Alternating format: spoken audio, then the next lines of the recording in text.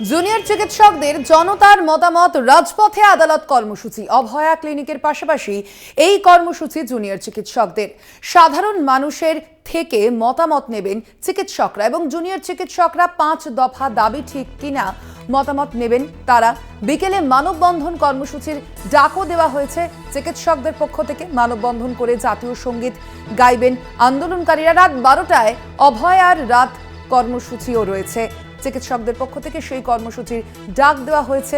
1 মাস পেরিয়ে যে গিয়েছে যে আরজিকর ঘটনার, সেই ঘটনার প্রেক্ষিতেই এবার 5 দফা দাবি ঠিক কিনা সে সম্পর্কে মতামত চাইবেন জুনিয়র চিকিৎসকরা। কথা বলবো, ফোন লাইনে রয়েছেন প্রতিনিধি শাশ্বতী রায়। শাশ্বতী, মূলত এই জনতার মতামত রাজপথে আদালত কি এই কর্মসূচি, এছাড়াও আজ আর কি কর্মসূচি নেওয়া হয়েছে জুনিয়র চিকিৎসকদের পক্ষ থেকে, কি জানা যাচ্ছে?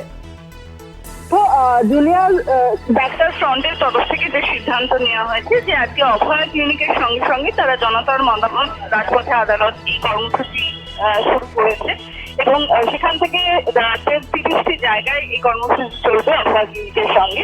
প্রত্যেকটি মেডিকেল কলেজ থেকে যে অভয়া ক্লিনিকের আয়োজন করা হয়েছে তার সঙ্গে সঙ্গে রাজপথে আদালতের সিদ্ধান্ত, কারণ বিগত 30 দিন যাবৎ যে 5 দফা দাবি নিয়ে তারা আন্দোলনরত, সেই নিয়ে জনতা কি রায় দিচ্ছেন সেটা নিয়ে তারা আরো সুস্পষ্ট হতে চান।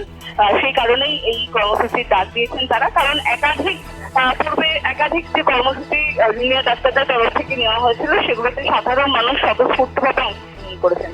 তাতে করেই তারা মনে করছেন যে তাদের এই আন্দোলন যেহেতু আরো দীর্ঘতর হতে পারে বলে তারা মনে করছে, সেই কারণে সাধারণ মানুষের থেকে মতামত নিয়ে বা তাদের কি রায় রয়েছে তাদের এই আন্দোলন নিয়ে সেই সমস্ত বিষয়টি সুস্পষ্ট করার জন্য তারা ডাক দিয়েছেন জনতার মতামত রাজপথে আদালতে।